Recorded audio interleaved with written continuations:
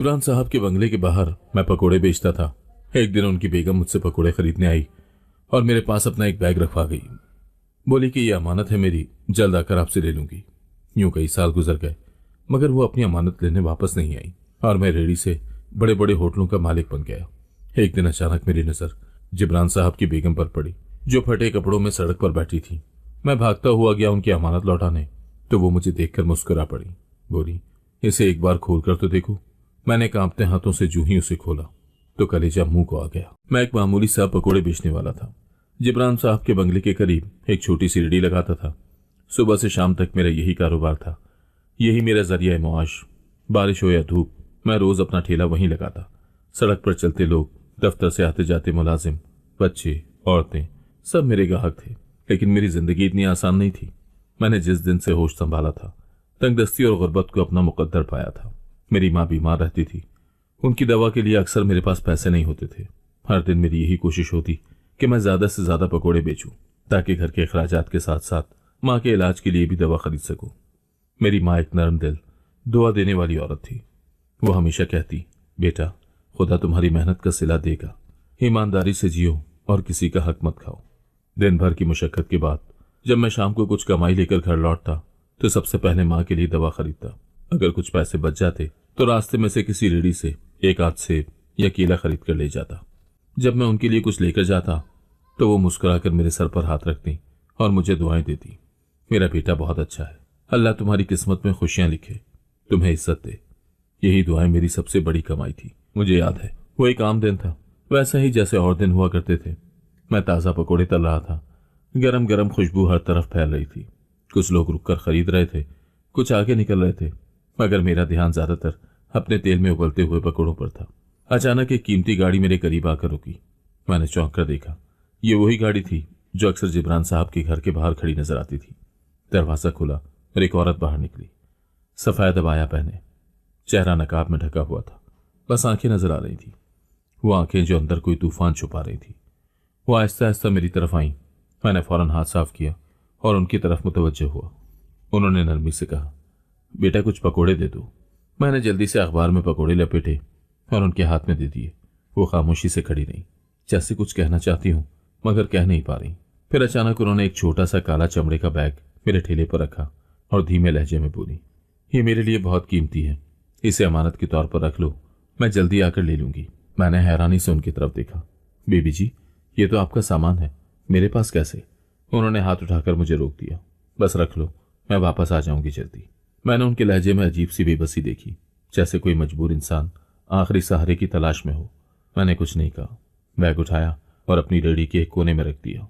वो जल्दी से पलटी, गाड़ी में बैठी और चली गई। वो दिन गुजर गया, फिर एक और दिन, फिर एक हफ्ता, फिर महीने। वो वापस नहीं आई। पहले पहल में रोज उस बैग को देखता, सोचता कि शायद वो भूल गई हैं या फिर मसरूफ होंगी। वक्त गुजरता जाता मगर बैग का मालिक वापस नहीं आता। माँ ने एक दिन बैग के बारे में पूछा, बेटा, ये कैसा बैग है? मैंने माँ को सारी बात बताई। वो सुनकर खामोश हो गई। फिर बोली, बेटा, ये अमानत है और अमानत में खयानत नहीं करनी चाहिए। जो भी हो, इसे खोलना नहीं। मैंने इस बात में सर हिलाया। जी अम्मा, मैं कभी नहीं खोलूंगा। लेकिन दिल में कई सवाल उठते रहे। ये बैग इतना कीमती था तो वो खातून वापस क्यों नहीं आई? कहीं ऐसा तो नहीं कि इसमें दौलत भरी हो या कहीं इसमें कोई राज छुपा हो। लेकिन मैंने माँ की नसीहत पर अमल किया और कभी बैग खोलने की हिम्मत नहीं की। जिंदगी अपनी रफ्तार से चलती रही। मैं रोजाना पकोड़े बेचता, जो कमाई होती उसमें से माँ की दवा खरीदता, उनके लिए कुछ फल लाता और जो बचता वो घर के अखराजात में लगा देता। कई बार ऐसा होता कि माँ की दवा के पैसे भी नहीं होते थे, तो मैं खुद भूखा रहकर उनके लिए दवा ले आता। माँ मेरे सर पर हाथ रखती और कहती, बेटा, तुम्हारे नसीब में खुशियां आएंगी, बस सब्र रखो। और मैं सब्र करता रहा। नहीं जानता था कि यही बैग मेरी तकदीर बदल देगा। वक्त गुजरता गया और मेरी मेहनत रंग ले आई। मेरे पकोड़े मशहूर होने लगे, लोग मेरी ईमानदारी की कस्में खाने लगे और मैंने रेहड़ी से एक छोटा सा होटल खोल लिया। मैं दिन रात मेहनत करता और वही माँ की दुआएं मेरी कामयाबी की सीढ़ियां बनती गईं। लेकिन वो बैग, वो अब भी मेरे पास था। हर रात जब मैं अपने होटल के कोने में बैग को देखता, दिल में अजीब सी बेचैनी होती। ये बैग मेरी जिंदगी का हिस्सा बन चुका था, मगर मैं नहीं जानता था कि ये मेरा नसीब लिखने वाला है। वो दिन गुजर गया, फिर एक और दिन, फिर एक हफ्ता, फिर महीने। वो वापस नहीं आई। पहले पहल मैं रोज उस बैग को देखता, सोचता कि कहीं कोई पैसे से भरा हुआ बैग तो नहीं, मगर दिल में एक खौफ सा आ जाता। यह अमानत है, मैं कैसे खोल सकता हूँ? भाई ऐसा कीमती बैग तो अमीर लोग रखते हैं, कहीं इसमें हीरे जवाहरात तो नहीं, ये किसी की ब्लैक मनी? देख तो लो। मगर मैंने हमेशा सर झटक दिया, कभी हिम्मत ही ना हुई उसे खोलने की। साल गुजरते गए, मैंने अपने काम में मेहनत की, छोटे ठेले से एक छोटा सा होटल खोल लिया। फिर वही होटल बड़ा होता गया, फिर मेरे होटल पूरे शहर में मशहूर हो गए। मेरी किस्मत बदल गई, लेकिन वो बैग अब भी मेरे पास था, बिल्कुल वैसे का वैसा। बहुत बार सोचा कि शायद वो खातून मर गई हूं या कहीं चली गई हूं, मगर मैंने कभी हिम्मत न की उसे खोलने की या किसी को देने की। यह अमानत थी और अमानत का बोझ मेरी रूह पर था।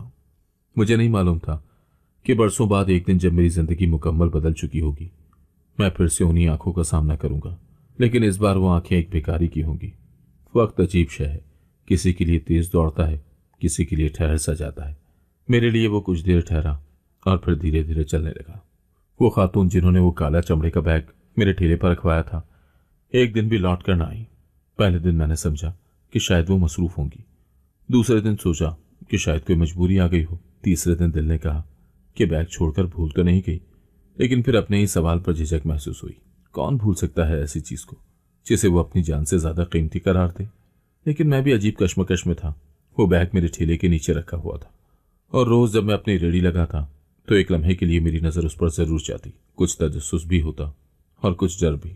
कई लोगों ने मुझे मशवरा दिया, हर कोई अपने तजुर्बे और नीयत के मुताबिक राय देता था। भाई ये तो तुम्हारी किस्मत है, किसी अमीरजादी का खजाना है, खोलो और देखो, शायद जिंदगी बदल जाए तुम्हारी। कुछ लोगों ने हंसी में कहा, यार तू बस पकोड़े बेचने वाला है, किस्मत ने तुझे एक मौका दिया है, इसे जाया मत कर।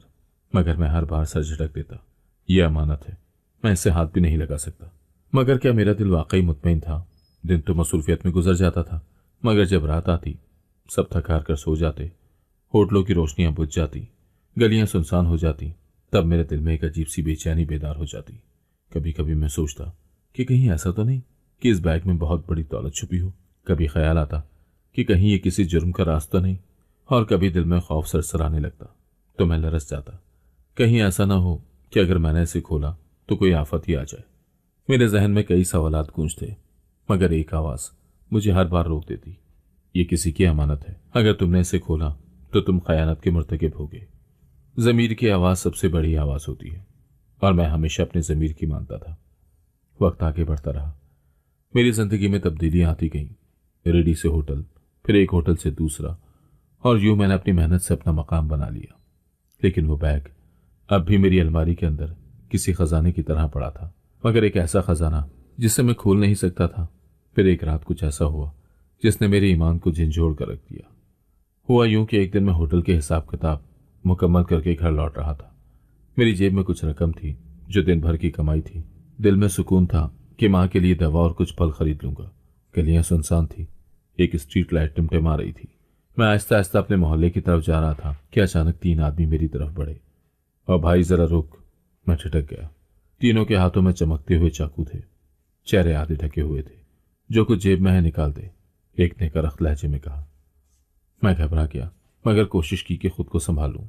भाई बस थोड़े से पैसे हैं, मेरे पास और कुछ नहीं है, मैंने कांपती आवाज में कहा। मगर उन्होंने मुझे दबोच लिया। एक ने मेरी जेब में हाथ डाला और सारी रकम निकाल ली। ये क्या है? सिर्फ ये? वो गुस्से में चिल्लाया। लगता है तू अच्छा खासा खाता कमाता है, हमें बेवकूफ मत बना। मेरे पास कुछ नहीं है, मैंने सख्त लहजे में कहा। एक डाकू ने मुझे धक्का दिया, मैं जमीन पर गिर पड़ा। मेरे हाथ छिल गए, कपड़ों पर मिट्टी लग गई। तभी अचानक मुझे बैग याद आया। अगर मैं वो बैग अपने साथ ला रहा होता तो आज ये लोग न जाने क्या कर देते, शायद मुझे जान से भी मार देते। ये सोचकर मेरे अंदर खौफ की एक लहर दौड़ गई, मगर साथ ये यकीन भी पुख्ता हो गया कि मैंने सही फैसला किया था। ये बैग खोलना या किसी और को देना मेरे लिए खतरे से खाली नहीं था। इसी दौरान एक तरफ से पुलिस की गाड़ी का सायरन बजा। डाकू घबरा गए और जल्दी से अंधेरी गली में भाग गए। मैं जमीन पर पड़ा हाँप रहा था, मेरा सांस तेज था, दिल धड़क रहा था। मैंने खुद को संभाला और धीरे धीरे उठा। पुलिस की गाड़ी आगे बढ़कर रुक गई। एक सिपाही उतरा और मेरी तरफ आया। क्या हुआ भाई, सब ठीक है? मैंने सर हिलाया। हाँ, मगर डाकू पैसे ले गए। ये इलाका रात में खतरनाक हो जाता है, मोहतात रहा करो। मैंने इस बात में सर हिलाया और जैसे तैसे घर पहुंचा। जब मैं घर पहुंचा, माँ इंतजार कर रही थी। मैंने दरवाजा खोला तो वो तेजी से मेरे पास आई। बेटा, खैरियत तो है ना? मैंने मुस्कुराकर उन्हें तसल्ली दी। हाँ अम्मा, सब खैरियत है। बस कुछ लोग रास्ते में मिल गए थे, मगर कोई बड़ी बात नहीं हुई। माँ ने मेरे चेहरे को गौर से देखा, फिर मेरे जख्मी हाथों को देखा। उनकी आंखें नम हो गई। बेटा, अल्लाह तुम्हारी हिफाजत करे। तुम हमेशा खैर के रास्ते पर चलो और किसी की अमानत में खयानत न करना। यह सुनकर मेरा दिल कांप गया। माँ को तो मालूम भी नहीं था कि मैं किस कश्मकश से गुजर रहा हूं, मगर वो हमेशा यही दुआ देती थी कि मैं अमानत में खयानत ना करूं। मैंने खुद से एक बार फिर वादा किया, ये बैग न कभी खोलूंगा न किसी और को दूंगा जब तक इसका असल मालिक वापस ना आए। वो रात मेरी जिंदगी का एक सबक बन गई। मैंने समझ लिया कि बाज़ औक़ात जो चीज़ हमारे पास आती है वो हमारे नसीब का इम्तहान भी हो सकती है। ये बैग शायद मेरी तकदीर को बदल सकता था, मगर अगर मैंने इसे गलत तरीके से खोला तो शायद ये मेरी बर्बादी का सबब भी बन सकता था। मैंने उसे अपनी अलमारी में मजीद गहराई में रख दिया, जहां किसी की नजर ना पड़े। वक्त गुजरता गया, मैं दिन रात मेहनत करता रहा, होटल तरक्की करता गया, जिंदगी में खुशहाली आती गई। मगर वो बैग, वो अब भी मेरे पास था, बिल्कुल वैसा का वैसा, वक्त की गर्द से ढका हुआ, लेकिन महफूज। मेरे मुलाजिम, मेरे करीबी दोस्त सब हैरान होते, यार इतने साल हो गए, अब तो वो बीबी कभी नहीं आएगी, छोड़ इस ख्याल को।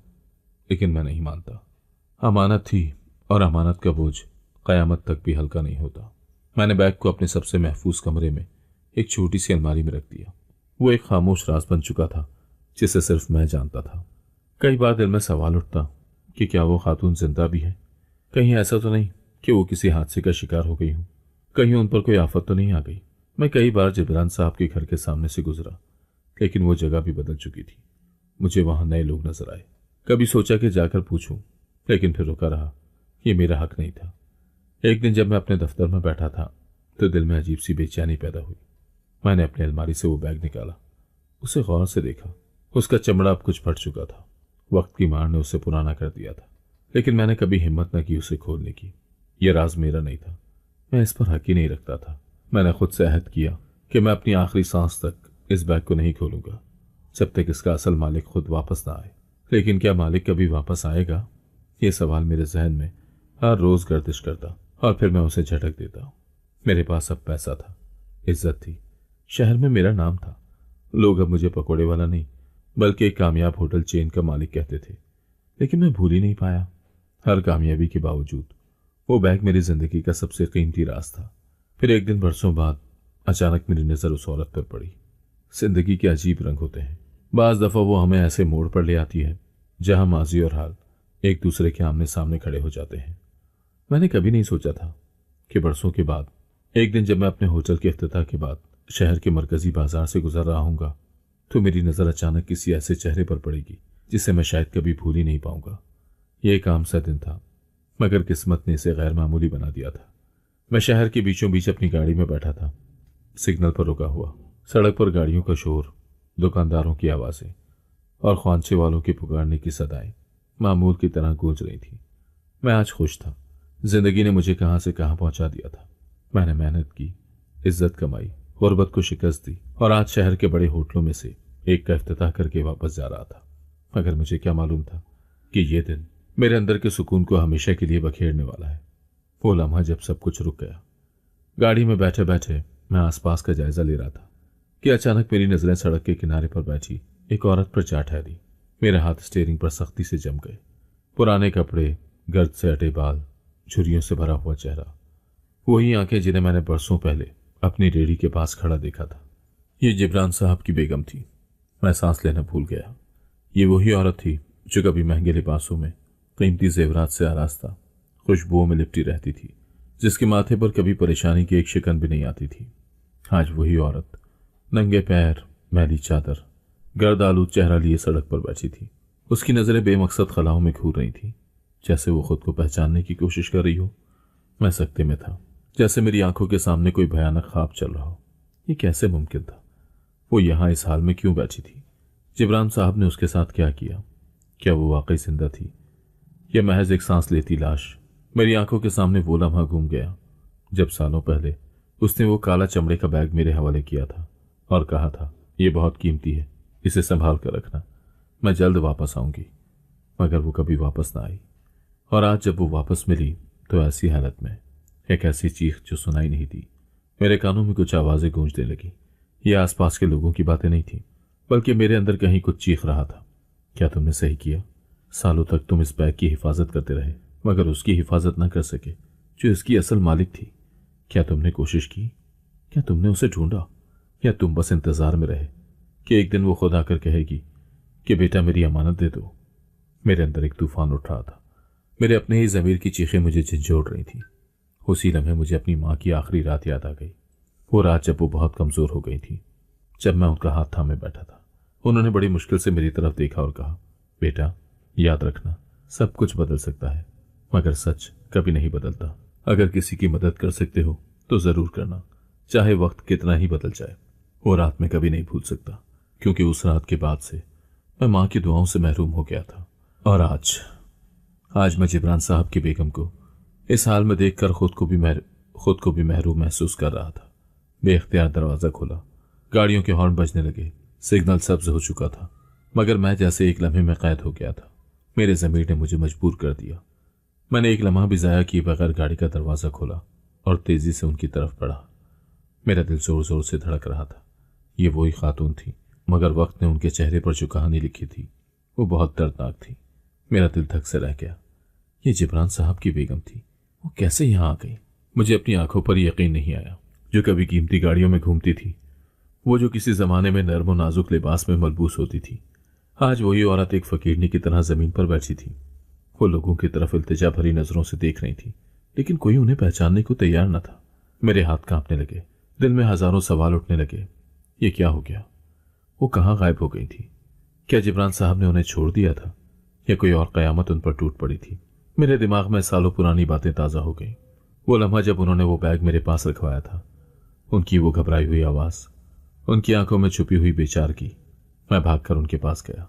सिग्नल खुल चुका था, गाड़ियां हरकत में आ चुकी थी, लेकिन मैंने एक लम्हा भी ज़ाया किए बगैर दरवाज़ा खोला और तेज़ी से उनके पास पहुंचा। बीबी जी, मैंने उनके सामने घुटने टेक दिए, जैसे किसी गुमशुदा चीज़ को पा लिया हो। उन्होंने आहिस्ता से मेरी तरफ देखा, जैसे पहचानने की कोशिश कर रही हूँ। फिर उनकी आंखों में चमक उभरी, जैसे वक्त के पर्दे हट गए हों। तुम?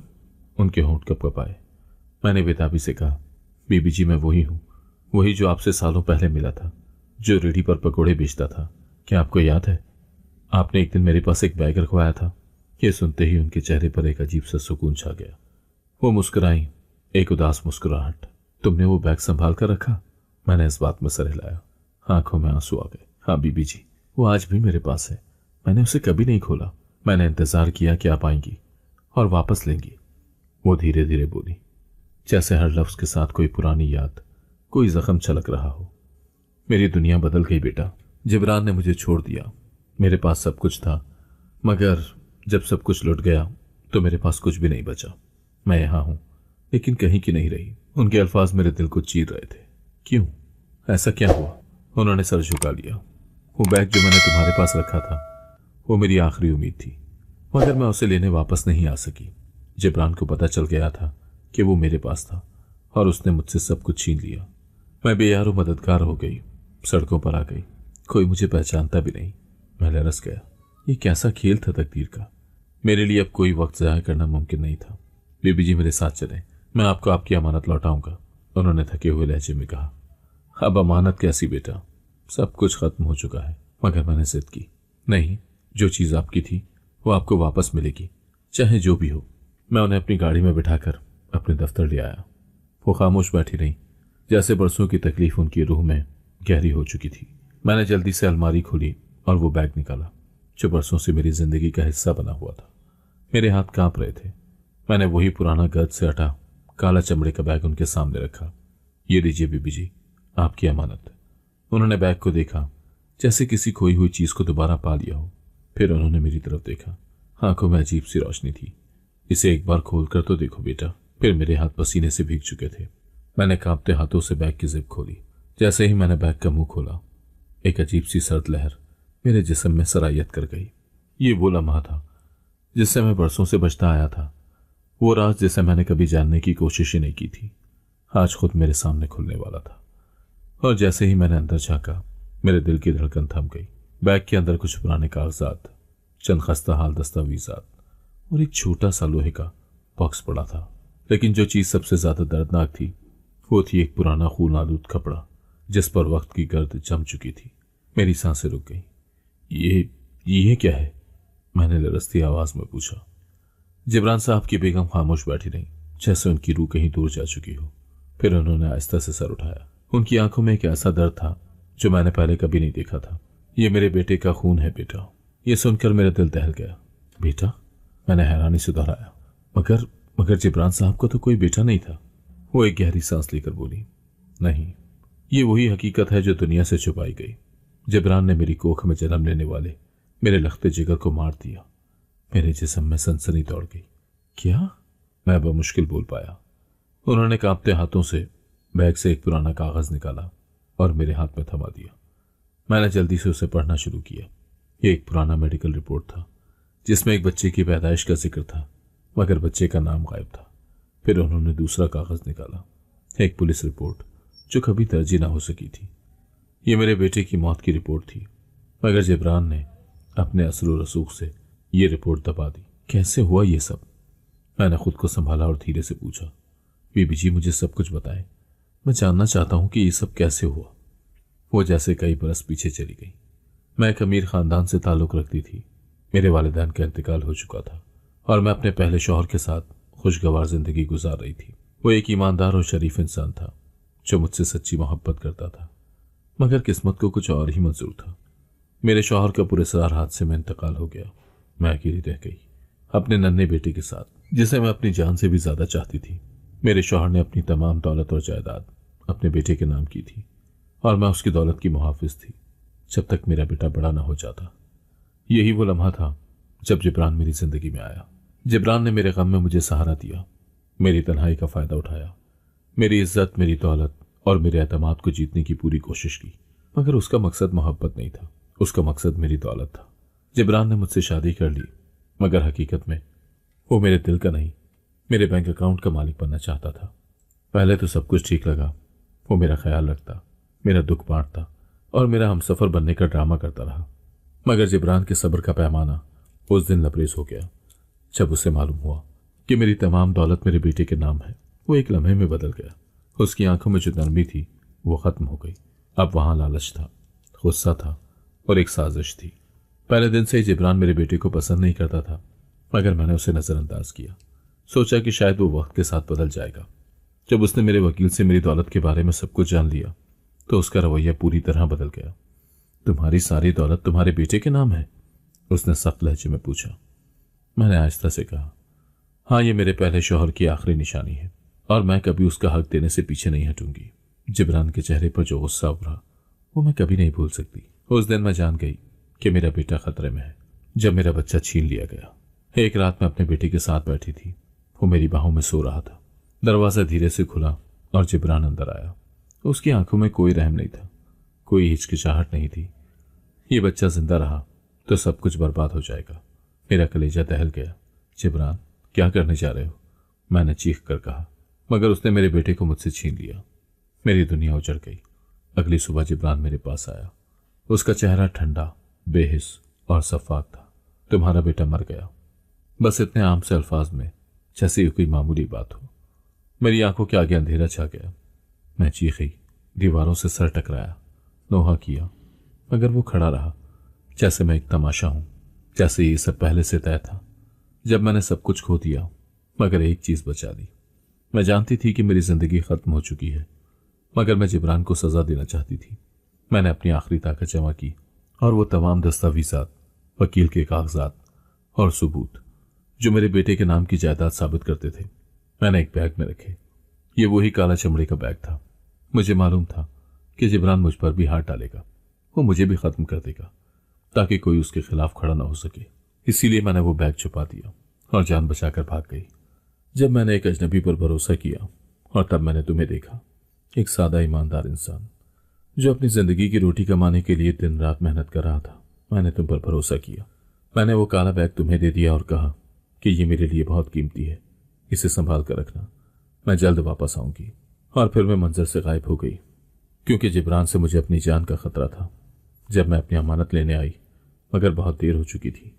अब मैं यहाँ हूँ, बरसों बाद फुटपाथ पर बैठकर टुकड़े चुनने पर मजबूर। और जिब्रान अब भी अपनी दौलत के नशे में चूर, ताकत के नशे में मदहोश एक कामयाब इंसान बना बैठा है। मगर अब सब कुछ बदलने वाला है, क्योंकि तुमने वो अमानत संभाल कर रखी। अब वक्त आ गया है कि जिब्रान से उसके जुल्म का हिसाब लिया जाए। मेरा दिल जोर जोर से धड़कने लगा। ये बैग मैंने तब छुपाया जब मैंने वो खून आलूद कपड़े देखे थे और इन दस्तावेजात को संभाला, ताकि किसी दिन अगर मैं जिंदा रहती तो दुनिया को ये सच बता सकूं। फिर आप मेरे पास बैग रखवा कर क्यों चली गई? मैंने सवाल किया, क्योंकि जिब्रान को मालूम हो चुका था कि मेरे पास सबूत है।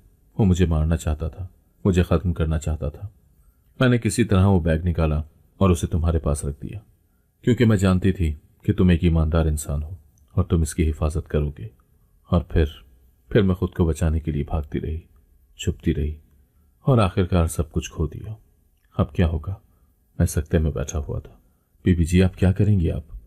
उन्होंने सर उठाया और उनकी आंखों में एक नई रोशनी थी। इंतकाम या इंसाफ? अब मैं वो करूंगी जो मुझे बरसों पहले कर लेना चाहिए था। मैं ये सबूत लेकर जिब्रान को बेनकाब करूंगी। मगर मैं जानता था कि ये काम इतना आसान नहीं होगा। जिब्रान साहब एक बहुत बड़ी शख्सियत थे, ताकतवर और असलो रसूख रखने वाले। अगर ये राज खोला तो बहुत कुछ बर्बाद हो सकता था। मेरे सामने एक फैसला था, क्या मैं इस लड़ाई में उनका साथ दूं? क्या मैं जिब्रान जैसे आदमी के खिलाफ खड़ा हो जाऊं, या मैं खामोश रहकर अपनी कामयाब जिंदगी का लुत्फ उठाऊं? मेरे अंदर कश्मकश छिड़ चुकी थी। बैग का राज खुल चुका था और मेरे सामने एक खौफनाक हकीकत पड़ी थी।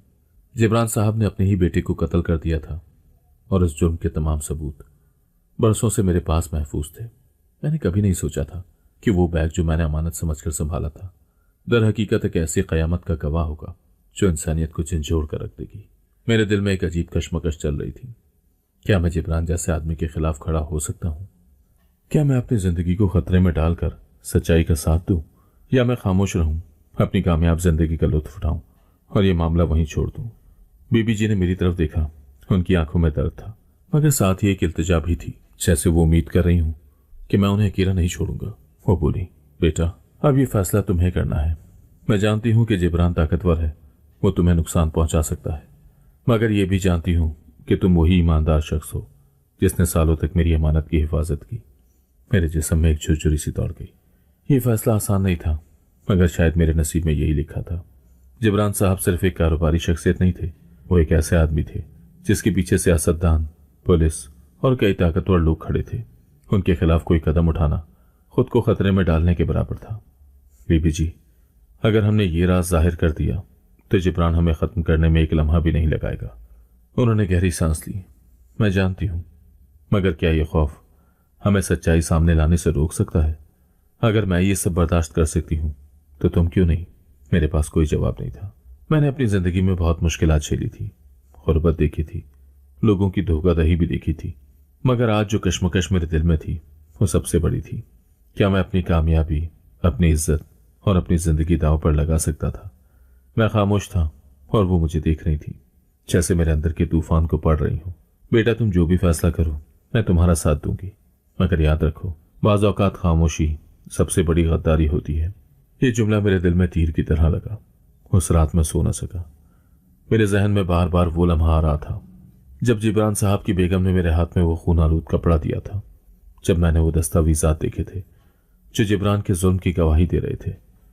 मैंने अपने माजी को याद किया, वो दिन जब मैं महज एक पकौड़े बेचने वाला था और आज जब मैं एक कामयाब होटल चेन का मालिक था। ये कामयाबी अगर जुल्म के खिलाफ आवाज उठाने से रोक रही थी तो क्या फायदा ऐसी कामयाबी का? मैंने बीबी जी को बुलाया और उनके सामने बैठकर कहा, बीबी जी, मैंने फैसला कर लिया है, हम जिब्रान के खिलाफ खड़े होंगे। उनकी आंखों में खुशी और खौफ एक साथ झलकने लगा। मगर यह आसान नहीं होगा बेटा, मुझे परवाह नहीं है, मैंने मजबूत लहजे में कहा। अगर मैं सच का साथ ना दे सका तो सारी जिंदगी जमीर का बोझ उठाता रहूंगा। मैंने ये अमानत बरसों संभाली, अब वक्त आ गया है कि इसे वहां पहुंचाऊं जहां इसका हक बनता है। हमें किसी ऐसे शख्स की जरूरत थी जो जिब्रान के खिलाफ केस लड़ सके, मगर ऐसा वकील मिलना आसान ना था। मैंने अपने कुछ काबिले भरोसा दोस्तों से बात की और एक ऐसे वकील का पता लगाया जो जुल्म के खिलाफ केसेस लड़ने में मशहूर था। मैंने बैग के तमाम सबूत वकील को दिए और जब उन्होंने वो दस्तावेजात देखी तो उनके चेहरे पर भी हैरत के आसार नुमाया हो गए। ये केस जितना आसान नहीं होगा, वकील ने कहा। जिब्रान के पास ताकत है, पैसा है, और सबसे बढ़कर वो जानता है कि अपनी सच्चाई कैसे छुपानी है। हमें परवाह नहीं है, मैंने मजबूत लहजे में कहा। ये केस जीतना नहीं है, बल्कि इंसाफ दिलवाना है। हमने जैसे ही केस दर्ज करवाया, उसी रात मेरे घर के बाहर काली गाड़ियां आकर रुक गई। मेरे मुहाफिजों ने बताया कि कुछ लोग मेरे बारे में पूछ रहे थे। जिब्रान को खबर हो चुकी थी। अगली सुबह मुझे एक नामालूम नंबर से फोन आया। तुम्हारी हिम्मत कैसे हुई? फोन के दूसरी तरफ एक करख्त आवाज थी। मैं खामोश रहा। ये जो खेल तुम खेल रहे हो, इसका अंजाम तुम्हें अच्छे से मालूम होना चाहिए। पैसा चाहिए? बताओ, कितनी रकम में ये केस वापस लोगे? मेरा खून खौल उठा। मेरी कीमत नहीं लगती जिब्रान साहब, जो सच है वो सबके सामने आएगा। दूसरी तरफ कुछ लम्हे खामोशी रही। फिर एक धमकी दी गई, अगर बाज ना आए तो इसके अंजाम के लिए तैयार रहो। फोन कट चुका था, मगर मैं पीछे हटने वाला नहीं था। ये जिब्रान की पहली चाल थी।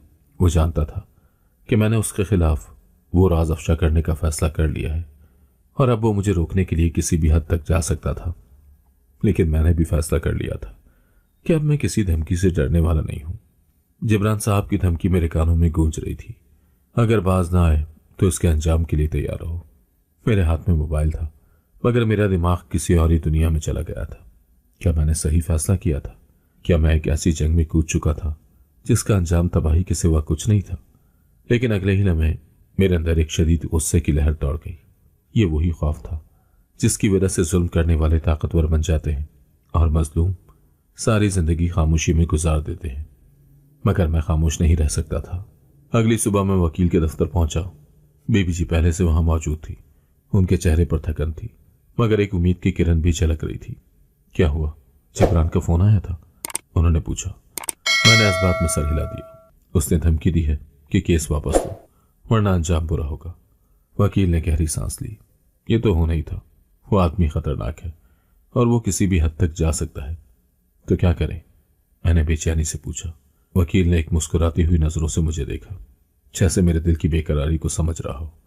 हम ये केस आगे बढ़ाएंगे, लेकिन होशियारी से। जिब्रान को अंदाजा नहीं होने देना कि हम कौन कौन से पत्ते खेलने वाले हैं। पहला कदम मीडिया को साथ मिलाना था और सच को दुनिया तक पहुंचाना था।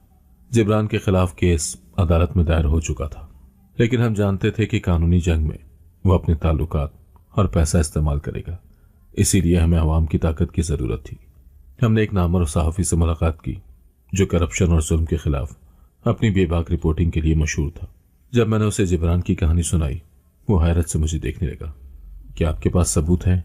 उसने संजीदा लहजे में पूछा। मैंने बैग से वो खून आलूद कपड़ा, मेडिकल रिपोर्ट और पुलिस रिपोर्ट निकालकर उसके सामने रख दी। ये सब कुछ है मेरे पास। ये जिब्रान की हकीकत है जो बरसों तक छुपी रही। सहाफी ने कागजात देखे और एक लम्हे के लिए खामोश हो गया। फिर उसने मुस्कुराते हुए कहा, यह कहानी मैं छापूंगा, लेकिन इसके बाद तुम्हें बहुत ज्यादा खतरा होगा। जिब्रान सिर्फ धमकियां नहीं देता, वो अमल भी करता है। तुम्हें तैयार रहना होगा। मजमून शाया होने के सिर्फ एक दिन बाद मेरे सबसे बड़ी होटल ब्रांच में अचानक जबरदस्ती छापा मारा गया। पुलिस ने मुझ पर टैक्स चोरी और गैर कानूनी कारोबार का इल्जाम लगाकर होटल को सील कर दिया। वो जिब्रान की पहली चाल थी। बीबी जी मेरे पास आई। उनके चेहरे पर परेशानी थी। बेटा, मैंने कहा था ना कि वो तुम्हें नुकसान पहुंचाएगा। मैंने एक गहरी सांस ली। बीबी जी, मैं जानता था कि ऐसा होगा, लेकिन हम पीछे नहीं हट सकते। वकील ने हमें फौरन अदालत में दरखास्त देने का मशवरा दिया और हमने जिब्रान के खिलाफ मजीद सबूत अदालत में जमा करवा दिए। हमने सिर्फ अदालत में ही नहीं, बल्कि सोशल मीडिया पर भी सच फैलाना शुरू कर दिया। Justice for the lost child, expose Jibran, ये हैशटैग वायरल होने लगे। लोग जिब्रान के खिलाफ सवाल उठाने लगे। एक रात जब मैं अपने दफ्तर में बैठा था, अचानक मेरा फोन बजा। नंबर नामालूम था। सुन लो पकोड़े वाले, तुम जितना आगे जाओगे तुम्हारी तबाही उतनी ही बड़ी होगी। तुमने जो करना था कर लिया। अब ये आखिरी वार्निंग है, केस वापस ले लो, वरना न तुम रहोगे और न तुम्हारा सच। मैंने फोन बंद कर दिया, लेकिन मेरा दिल तेजी से धड़क रहा था। ये सिर्फ धमकी नहीं थी, यह ऐलान जंग था। अगली सुबह जब मैं अपने होटल के बाहर खड़ा था, एक काले रंग की कार मेरे करीब से गुजरी और अचानक लड़ाई शुरू हो गई। गोलियां मेरे सर के पास से गुजरी। मैं फौरन जमीन पर गिर गया। लोग चीखने लगे। सब कुछ अफरा तफरी में बदल गया। ये जिब्रान का वाज़ेह पैगाम था। वो मुझे मारने के दर पे था। मेरे मुहाफिजों ने फौरन मुझे गाड़ी में डाला और महफूज जगह ले गए। बीबी जी ये सब सुनकर लरस गई। बस अब बहुत हो गया, मैं अदालत में जाकर खुद गवाही दूंगी। मैंने उन्हें रोका। बीबी जी, यह खतरनाक हो सकता है, मगर अब मैं मजीद खामोश नहीं रह सकती बेटा। ये केस तुमने नहीं, मैंने दर्ज करवाया था, जिसे जिब्रान ने छीन लिया। अब मैं उसकी मां होने का हक अदा करूंगी। उनकी आंखों में एक ऐसा जुनून था जो मैंने पहले कभी नहीं देखा था। हमने फैसला कर लिया था कि अब हम पीछे नहीं हटेंगे। जिब्रान जो खेल खेल रहा था, वो खेल अब हम उसके खिलाफ खेलने वाले थे। इस मुकदमे का फैसला या तो अदालत करेगी या फिर सड़कें फैसला करेंगी, लेकिन हम हार नहीं मानेंगे। मुकदमा आखिरी मराहिल में दाखिल हो चुका था। जिब्रान ने मुझे मनाने की पूरी कोशिश कर ली थी। मेरे होटल बंद करवा दिए, धमकियां दी, यहां तक कि जान से मारने की कोशिश भी की, मगर मैं और बीबी जी अब पीछे हटने वाले नहीं थे।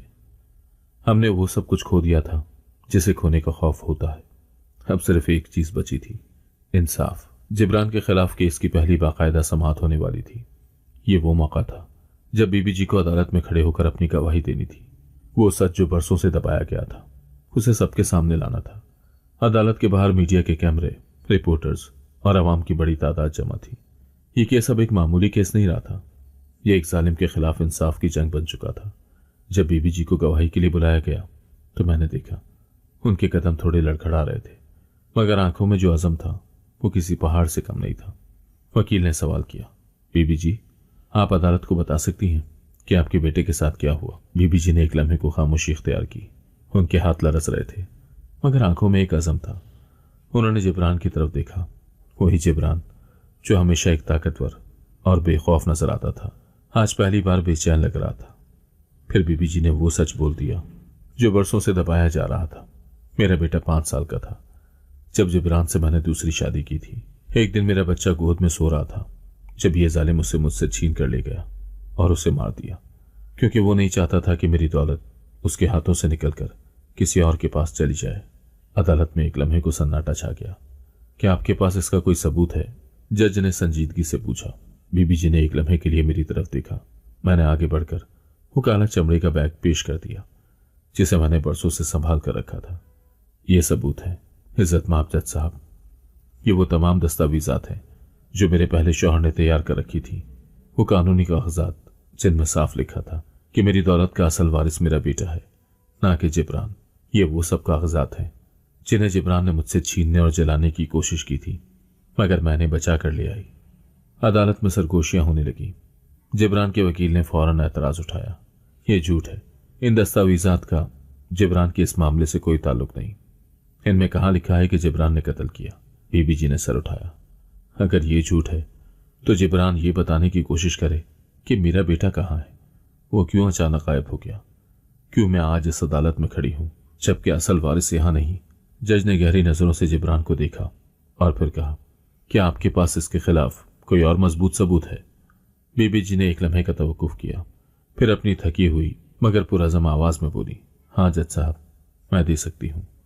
जब अदालत में सच बोला गया, बीबी जी ने अपनी चादर में हाथ डाला और एक पुराना मोबाइल निकाला जिसकी स्क्रीन टूटी हुई थी, मगर वह अब भी काम कर रहा था। ये वो मोबाइल है जिसमें जिब्रान की वो गुफ्तगू महफूज है जो उसने मेरे बेटे के कत्ल से पहले अपने आदमियों के साथ की थी। अदालत में मजीद सरगोशियां होने लगी। वकील ने मोबाइल लिया और अदालत की इजाजत से ऑडियो चलाई। जिब्रान की करख्ता आवाज अदालत में गूंजी, ये लड़का जिंदा रहा तो मेरी सारी दौलत खत्म हो जाएगी, वो बड़ा हुआ तो सब कुछ उसके हाथ में चला जाएगा। मैंने उसकी मां से शादी सिर्फ दौलत के लिए की थी, ना कि उसके मनहूस बच्चे के लिए। उसका वजूद खत्म करना जरूरी है। अदालत में सनसनी फैल गई। ये वो सबूत था जो जिब्रान के चेहरे से ताकत और गुरूर का आखिरी नकाब भी उतार चुका था। जिब्रान जो पूरी समाअत के दौरान खामोश था, अचानक अपनी कुर्सी से उठा और चीखा, यह औरत झूठ बोल रही है, ये मुझे बदनाम करने के लिए खेल खेल रही है। मैं अदालत से दरखास्त करता हूं कि इस केस को फौरन खारिज कर दिया जाए। जज ने एक लम्हे को गौर से उसे देखा, फिर संजीदगी से बोले, अगर तुम्हें यकीन है कि ये इल्जामात झूठे हैं तो तुम अदालत को बताओ कि वो लड़का कहाँ है। जिब्रान का रंग बदल गया। वो एक पल को खामोश हो गया, फिर झूठ बोलने की कोशिश की। वो कहीं चला गया था, वो घर से भाग गया था। बीबी जी ने सख्त लहजे में कहा, तो फिर बताओ, उस रात मेरे कमरे में आकर तुमने क्या किया था? वो खून के धब्बे मेरे बेटे के कपड़ों पर क्यों थे? अगर वो भागा था तो फिर उसे दोबारा कभी क्यों नहीं देखा मैंने? जज ने एक लम्हे को सर झुकाया, फिर गहरी सांस लेकर फैसला सुनाया। जिब्रान को फौरी तौर पर हिरासत में लिया जाए और इस केस की मजीद तहकीकात की जाए। यह अदालत जिब्रान पर कत्ल, सबूत मिटाने और धमकियां देने के इल्जामात लगाती है। पुलिस फौरन आगे बढ़ी और जिब्रान की आंखों में पहली बार खौफ नजर आया। ये सब झूठ है, वो चिल्लाया, मगर अब उसकी कोई नहीं सुन रहा था। आखिरकार इंसाफ मिल गया।